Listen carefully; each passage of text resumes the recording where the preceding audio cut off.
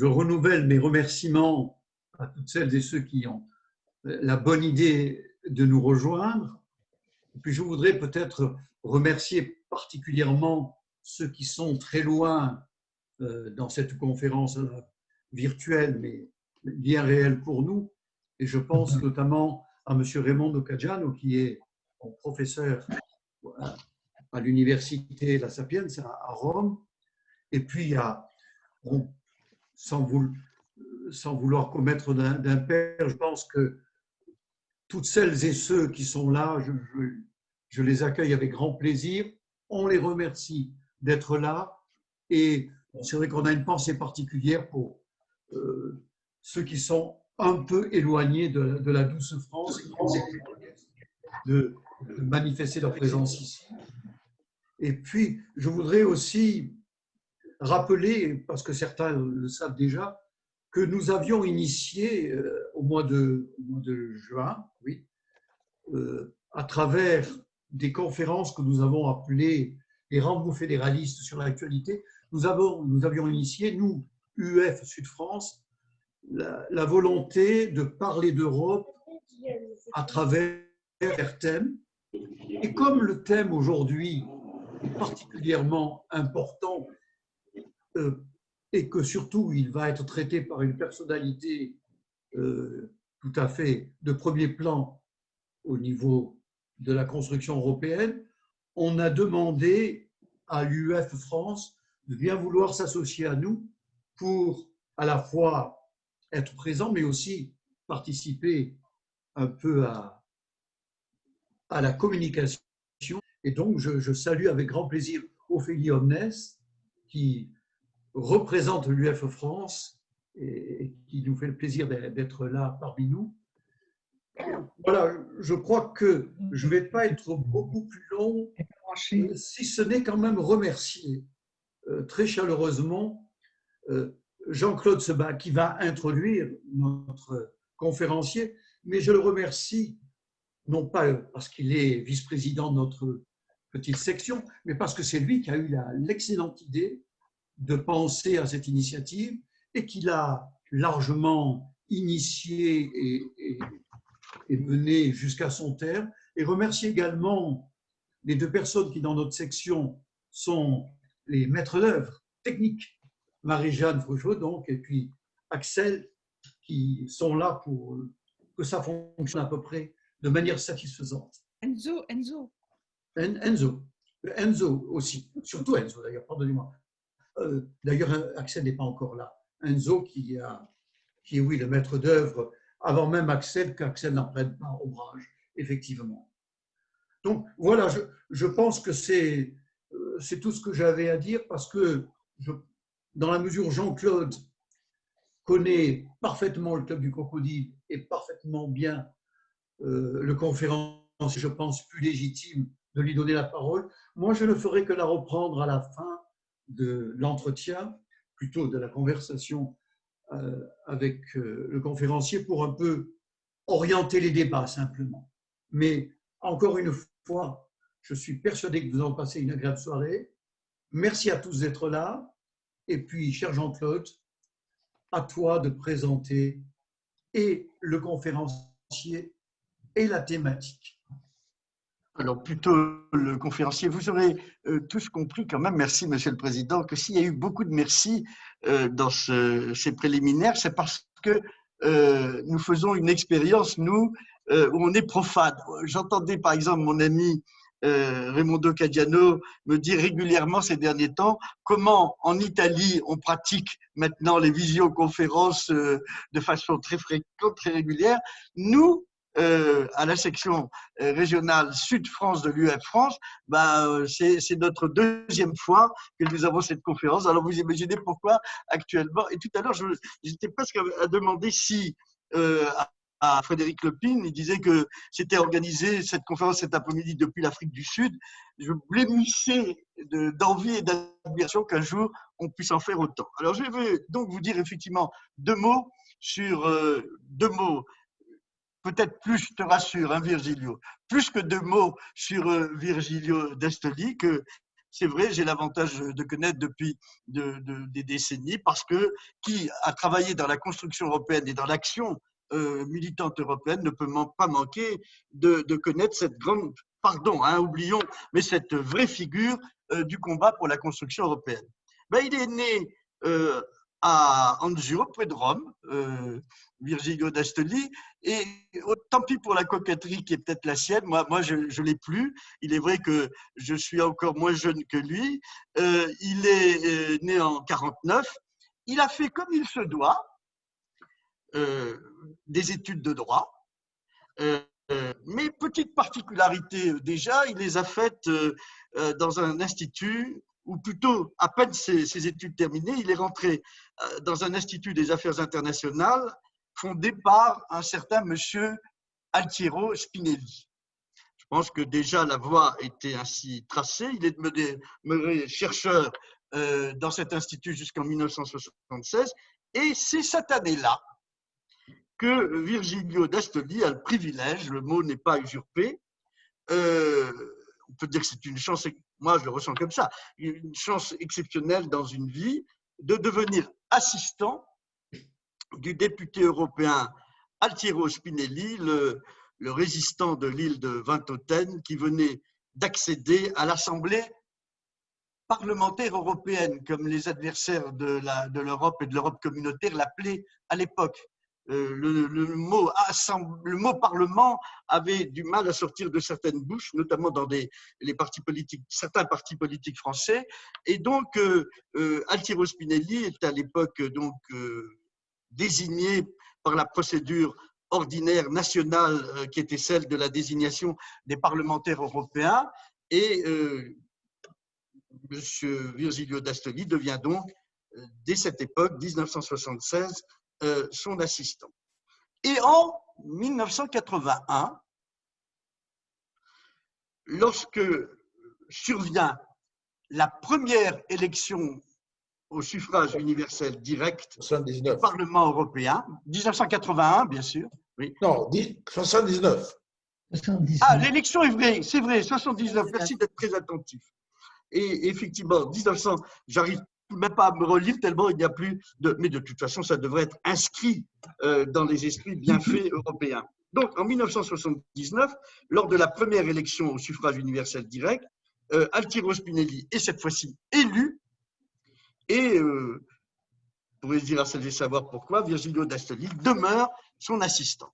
Ce sera la période glorieuse du crocodile et du projet de traité institutionnel ou constitutionnel. On trouve des appellations diverses. Je sais quelle est son appellation précise et exacte, approuvée par le Parlement européen en 1984, qui va nous occuper ce soir.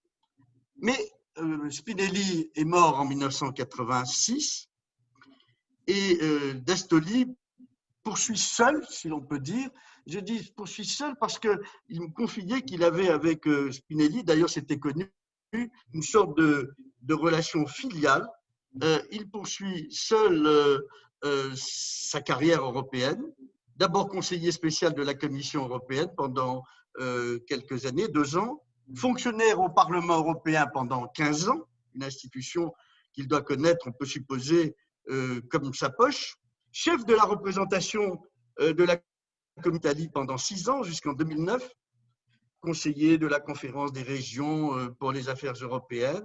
Il fait aussi d'ailleurs œuvre de fondateur, puisque son CV indique qu'il a créé en 1986 le comité Altiero Spinelli pour les États-Unis d'Europe, d'où est sorti, entre guillemets, le système européen des banques centralisées. Il a été aussi très présent dans les organisations militantes, il ne récuse pas le terme, militant pour l'avènement d'une fédération européenne. Il a été ainsi, pendant 7 ans, secrétaire général du mouvement européen international. Il est porte-parole du forum permanent de la société civile européenne. Ça, pour un juriste, et pas seulement pour un juriste, pour un citoyen, c'est un fait d'importance. Il a été porte-parole de la société civile européenne, qui elle-même a été à l'origine de la Charte des droits fondamentaux de l'Union européenne. Et même, précisons, de l'article 11 du traité de Lisbonne, celui qui, pour la première fois, vise directement que l'on doit avoir au sein des institutions européennes une préoccupation de démocratie. Il est à l'origine aussi de l'initiative des citoyens européens sur l'état de droit, un sujet, une valeur dont il est actuellement, chacun le sait, beaucoup question.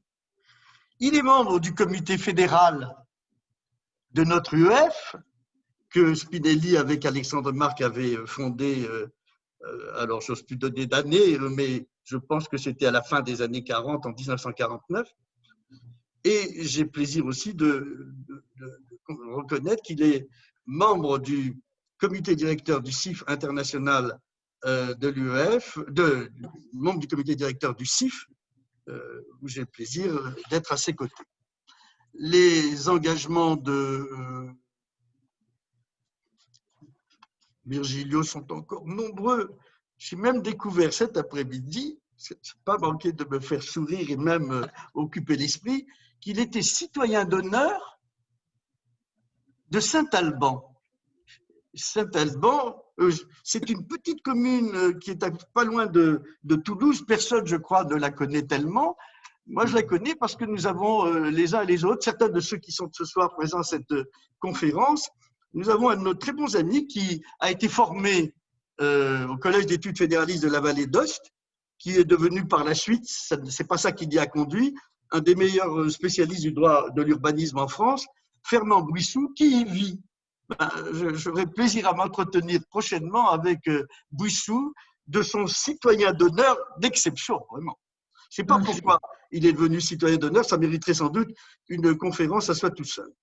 Mais on peut s'autoriser à penser quand même qu'à travers tout cet itinéraire dont j'ai arrêté l'énumération, elle pourrait se poursuivre, que la période la plus magnifique, le mot pour moi s'impose, qu'il lui aura été donné de vivre, ce sont ces 5 années du crocodile. Comment, par quelle alchimie, le Parlement européen, qui ne l'a jamais refait, a-t-il enfanté d'un traité constitutionnel? Était-ce le génie de Altiero Spinelli?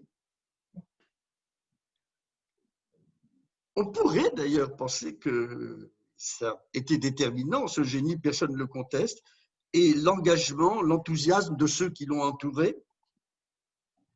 Était-ce l'enchantement de la première élection au suffrage universel direct? Nous, militants fédéralistes européens, on a longtemps dit que quand il serait élu au suffrage universel direct, le Parlement européen se transformerait en assemblée du serment du jeu de pommes. Pas tout à fait ce qui s'est produit, mais avec Altiero Spinelli et avec Virgilio d'Astoli, presque. C'était encore le temps où en Europe, on pouvait nourrir de grandes espérances. C'est quand même tout ceci très interpellant de savoir comment et pourquoi cette alchimie s'est composée, constituée pendant ces 5 années jusqu'en 1984, parce que ce n'est pas simplement un fait d'histoire, pas assez connu, c'est en même temps probablement, possiblement, un enseignement. S'ils ont fait ça, Virgilio, tu vas nous dire comment. Dans ces années-là, comment pourrait-on faire aujourd'hui pour le refaire si ça paraît effectivement dans l'ordre des possibilités? Voilà, monsieur d'Astoli. Voilà. C'est mon tour ou non? Oui, c'est ton tour. Ah, c'est mon tour. Voilà. Voilà, merci beaucoup pour cette invitation qui ça fait un grand plaisir pour moi parce que c'est toujours un grand plaisir de réfléchir un peu la mémoire de cette période. Moi, j'ai toujours considéré que cette période n'est pas seulement une bonne période, mais que ça devrait, disons, stimuler et solliciter, inspirer l'action des fédéralistes dans l'état actuel de la construction européenne. Alors, Spinelli Altiero Spinelli, il est arrivé au Parlement européen avec l'élection directe de juin 1979, avec une idée claire dans la tête. Il avait par ailleurs expliqué très bien dans une conférence qui avait été organisée par les partis communistes. Lui, il a été élu comme indépendant dans les partis communistes en novembre 1978, dans laquelle il avait expliqué d'une façon très claire, et vous pouvez retrouver son discours dans une publication que j'avais faite pour le Parlement européen, de ses discours au Parlement européen, et qui était précédé par ses discours de novembre 1978, dans lequel il avait dit avec beaucoup de clarté que son programme électoral avait un point précis, une priorité, qui était celle de convaincre le Parlement européen, élu au suffrage universel et direct, et donc un Parlement qui pourrait dire nous seuls, au nom des citoyens qui nous ont élus, nous devons assumer un rôle constituant. C'était par ailleurs, depuis des années, que Spinelli avait essayé de toute manière, et avec plusieurs voies et plusieurs moyens, d'aller dans la direction d'une Europe fédérale à travers une procédure constituante ou constitutionnelle. Il avait soutenu quand il était commissaire. Quand il était commissaire, la Commission européenne avait fait un rapport pour Tindemans. Il avait fait faire ce rapport par des experts où on disait avec clarté que le but était celui de reconnaître dans le Parlement européen, quand on l'aurait élu au suffrage universel, de lui reconnaître ce pouvoir constituant. Et donc, c'était un peu, comment je peux dire, le but fondamental de sa vie politique. Spinelli, il faut le dire, parce que parfois cette chose n'est pas reconnue par tous les amis fédéralistes, il n'était pas seulement un homme d'action, mais il était aussi un homme de pensée. Pensée et action ensemble. Il y a ceux qui disent qu'il n'était qu'un homme d'action et qu'il n'était pas un homme de pensée. Je l'ai lu parfois ici et là, mais lui, il mettait ensemble la pensée et l'action, parce que sans la pensée et l'action ensemble, on n'arrive nulle part.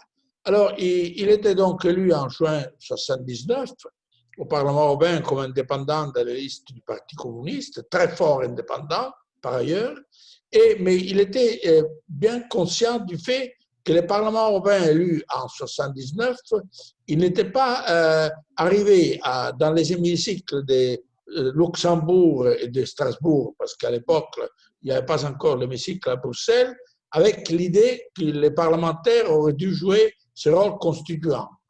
Les parlementaires ont été élus avec l'idée qu'il fallait appliquer les traités tels qu'ils étaient.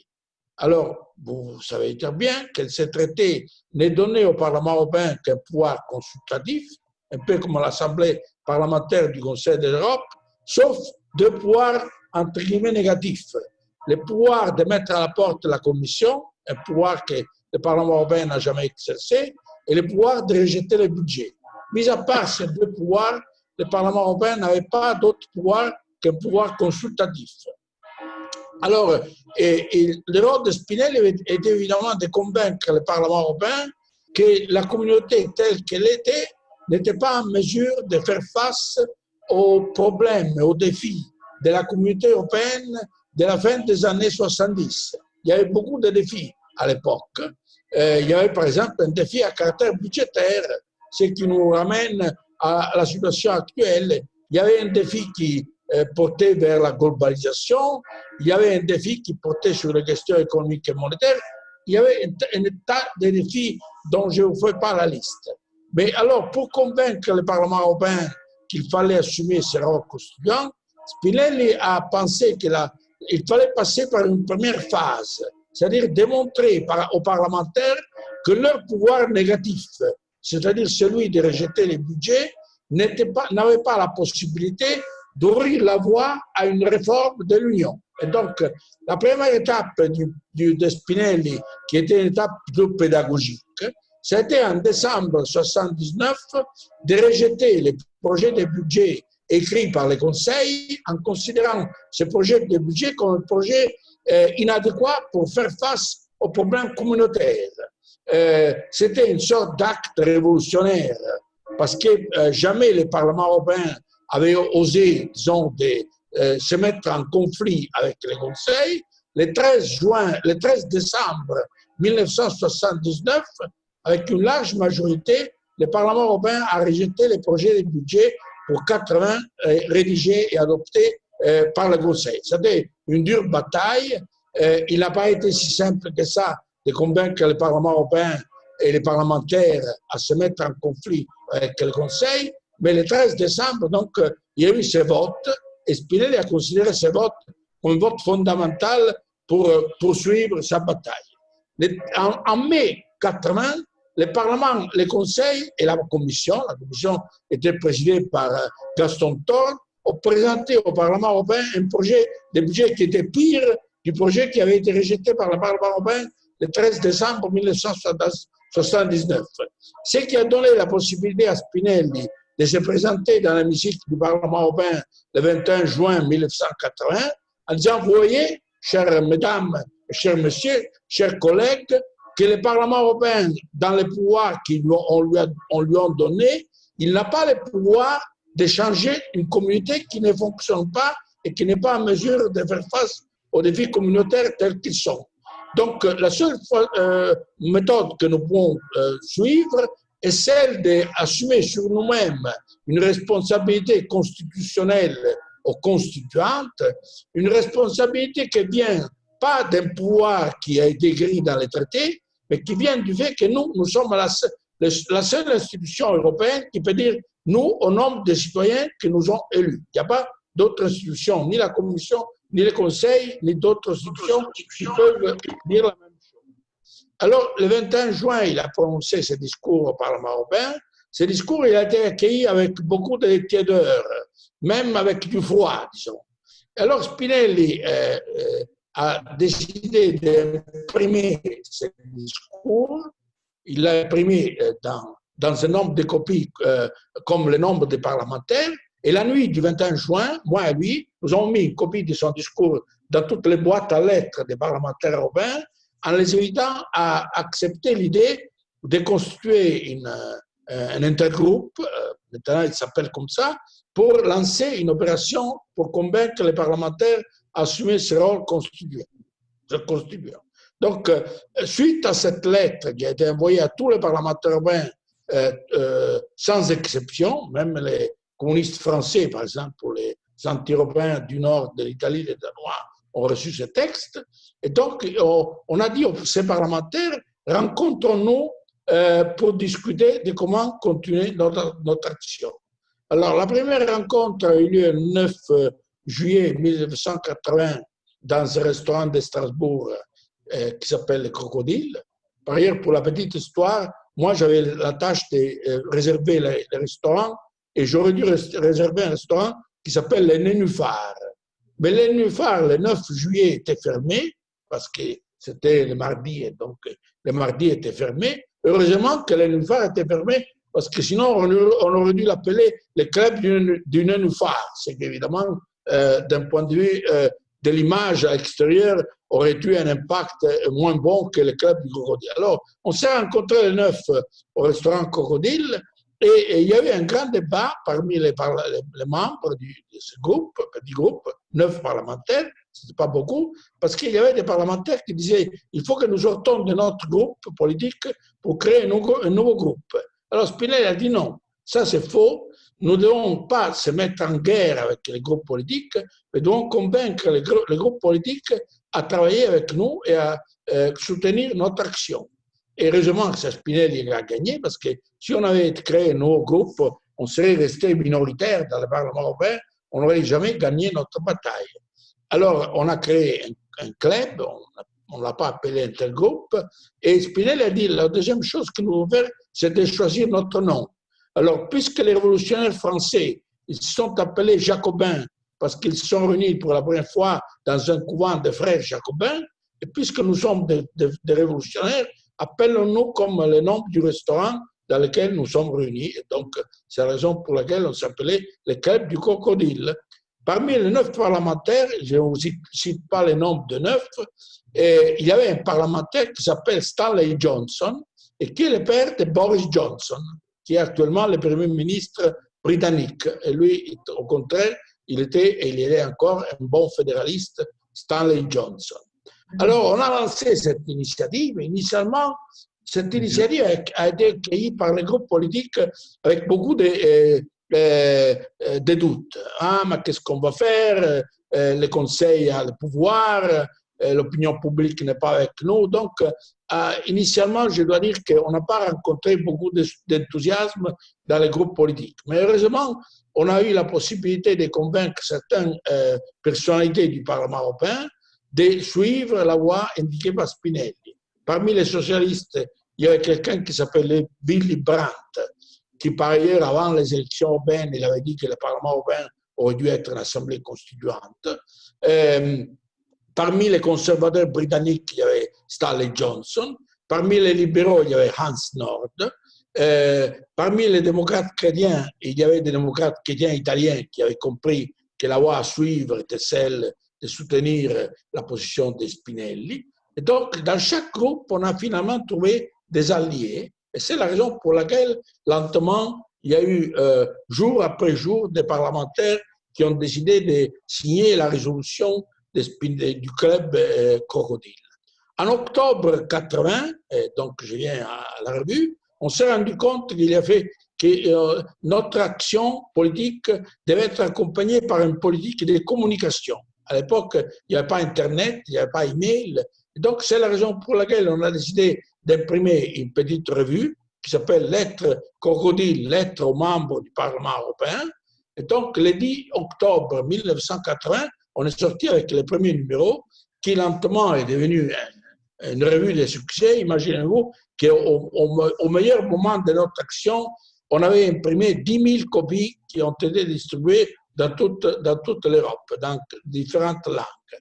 Alors, l'idée de Spinelli, pour être très court, très bref, c'était que le Parlement européen aurait dû rédiger un projet de constitution, même si on ne l'a pas appelé constitution, et que ce projet devait être envoyé pas au gouvernement, au Conseil européen, mais devait être envoyé directement aux parlements nationaux en leur demandant de les ratifier. Parce qu'il y a un article de la Convention des traités de Vienne qui dit qu'un traité peut être ratifié par les parlements nationaux sans passer par la signature de son propre gouvernement. Donc, un parlement national peut ratifier un traité international sans la signature ou la demande de ratification de la part du gouvernement. C'est un article de la Convention des traités de Vienne.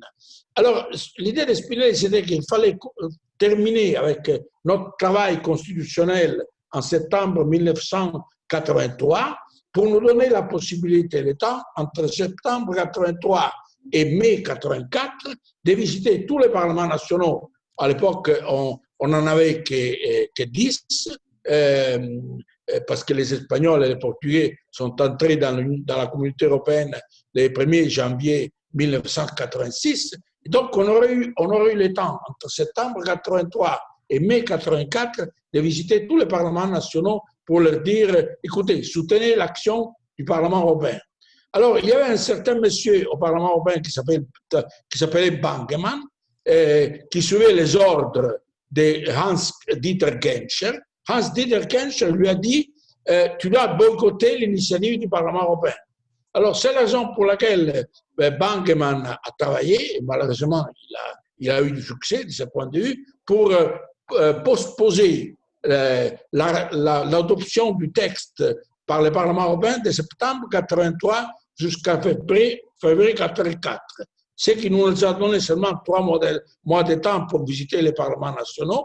On a visité les parlements allemands, les parlements belges et les parlements italiens, mais on n'a pas eu la possibilité de visiter les autres parlements nationaux, ce qui veut dire qu'on est arrivé aux élections européennes de 84 sans cette action vis-à-vis des parlements nationaux pour leur dire, écoutez, engagez-vous avec nous pour changer l'Europe. Cette différence de date est très importante parce que, évidemment, ça n'a pas donné au Parlement européen la possibilité de convaincre les parlements nationaux à soutenir l'action démocratique du Parlement européen.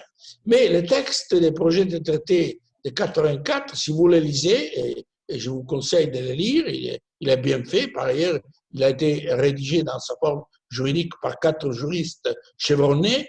Ce texte, il a inspiré l'histoire de la communauté européenne depuis 1984 jusqu'au traité de Lisbonne. si vous les lisez attentivement, vous verrez qu'il y a au moins les 60% de ces textes qui, à l'époque, en 84, on considérait comme une utopie et qu'aujourd'hui, on retrouve dans le traité de Lisbonne, la citoyenneté européenne, la condition du Parlement européen. Je ne fais pas la liste des 60% des choses qui étaient dans les projets Spinelli et qu'on retrouve aujourd'hui dans les traités de Lisbonne. Le problème, c'est que dans les traités de Lisbonne, il y a les 60%, mais il y a les 40% qui manquent. C'est la raison pour laquelle nous, comme fédéralistes, nous soutenons l'idée qu'il faut réouvrir les chantiers de l'Union européenne, de la réforme, et que pour ouvrir ce chantier, il y a deux choses fondamentales à faire. La première chose, c'est que vous savez que devant chaque chantier, il y a normalement une pancarte, un mot qui dit le chantier est fermé aux non-experts, disons. Pour les conseils, les non-experts, ce sont les citoyens. Donc, quand on ouvre un chantier de réforme de l'Union, les citoyens doivent rester en dehors du chantier. Alors, la première chose à faire, c'est de détruire ces mots devant le chantier, et donc les citoyens doivent entrer dans le chantier parce que ce sont les seuls qui ont effectivement le droit de vivre au sein de ce chantier et de les faire fonctionner. La deuxième chose, c'est que pour que ce chantier fonctionne, et fonctionne bien de façon démocratique et efficace, il faut que ce chantier soit mis dans les mains d'un bon architecte. Alors, si vous le mettez dans les mains des 27 études d'architectes différents, que sont les 27 gouvernements nationaux, ce sera, je m'excuse du mot, un bordel, dans le sens que chaque étude d'architecte va rédiger un plan du chantier différent des autres. Il y a un seul bon architecte dans l'Union européenne, que c'est le Parlement européen. On disait dans la période latine, senatori mala bestia, senatori boni viri, senatus mala bestia. Dans le sens que chaque sénateur, pur pour soi-même, est une bonne personne, mais dans son ensemble, est une organisation qui, effectivement, a la possibilité d'agir de façon efficace. Donc, c'est la raison pour laquelle nous continuons à soutenir l'idée que le Parlement européen doit être le leader de cette opération. Nous pensons que même s'il y aura une conférence sur l'avenir de l'Europe, mais il y a encore beaucoup de doutes, dans cette conférence, le Parlement européen doit agir pour obtenir un consensus pour qu'on lui reconnaisse ses rôles constituants comme le Parlement européen l'a joué dans la première législature. Et donc, si les fédéralistes veulent être conséquents et cohérents avec leur approche fédéraliste, la seule chose à faire, de se battre pour que le Parlement européen assume encore une fois ses rôles constituants, et que le Parlement européen ouvre les portes aux citoyens pour la démocratie participative à côté de la démocratie représentative. Donc, si nous voulons nous inspirer de Spinelli, il faut suivre sa méthode. Et il faut dire, comme lui il disait, que pour gagner une bataille politique, il faut avoir les idées claires sur le contenu du projet, sur la méthode, sur l'agenda. Si vous avez des idées claires sur les projets, mais vous n'avez pas d'idées claires sur la méthode, sur l'agenda, vous n'arrivez nulle part. Les trois choses vont ensemble. Donc, les projets, c'est l'Europe fédérale. La méthode, c'est la méthode constituante ou constitutionnelle. Et l'agenda, c'est la législature 2019-2024. Donc, moi, je pense que parler du crabe crocodile aujourd'hui, et parler de la lettre crocodile, ça veut dire retourner à l'idée de Spinelli, la méthode de Spinelli, donc se battre pour que le Parlement européen assume cette responsabilité de leadership.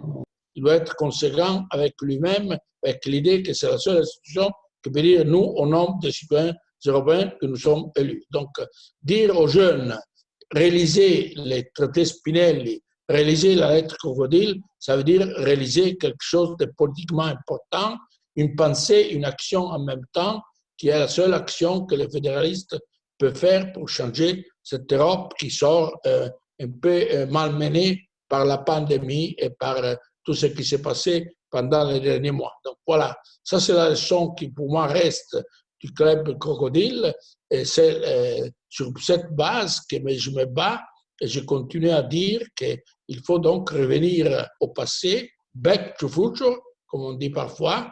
Il faut revenir à l'inspiration de Spinelli en sachant que sa bataille finalement a été gagnée parce que finalement il a été capable de faire comprendre qu'il fallait modifier les traités et qu'il fallait les modifier avec une méthode démocratique. Et donc, moi, je pense que, comme lui il disait, les batailles, pour les gagner, il faut les faire. Et donc, faisons-la cette bataille, essayons de convaincre initialement nos organisations fédéralistes, parce qu'il y en a qui parfois sont un peu incertaines, qu'est-ce qu'il faut faire. Il y en a, par exemple, qui pensent que la conférence sur l'avenir de l'Europe doit être le but stratégique des fédéralistes, ce qui est faux, parce que la conférence sur l'avenir de l'Europe n'est pas un but stratégique, c'est une organisation, c'est un instrument qui n'a ni de pouvoir de décision ni accountability. Donc, la conférence sur l'avenir de l'Europe, c'est une étape au sein de laquelle c'est un espace public, comme aurait dit Habermas, au sein duquel le Parlement européen doit gagner le consensus sur le rôle constitutionnel et constitutionnel. Donc, ce n'est pas un but stratégique. Il y en a ceux qui pensent que notre but objectif stratégique, c'est la conférence sur l'avenir de l'Europe. Notre objectif stratégique, c'est le rôle constituant du Parlement européen. Sinon, notre bataille sera perdue encore une fois. Et donc, voilà, ça c'est la raison et l'inspiration et l'exemple du Club Crocodile, de l'être Crocodile. J'espère que donc, à travers ces initiatives comme les vôtres, nous allons essayer de convaincre les fédéralistes et puis la société civile et le Parlement européen à nous soutenir dans cette bataille. Merci et je suis disponible pour vos questions.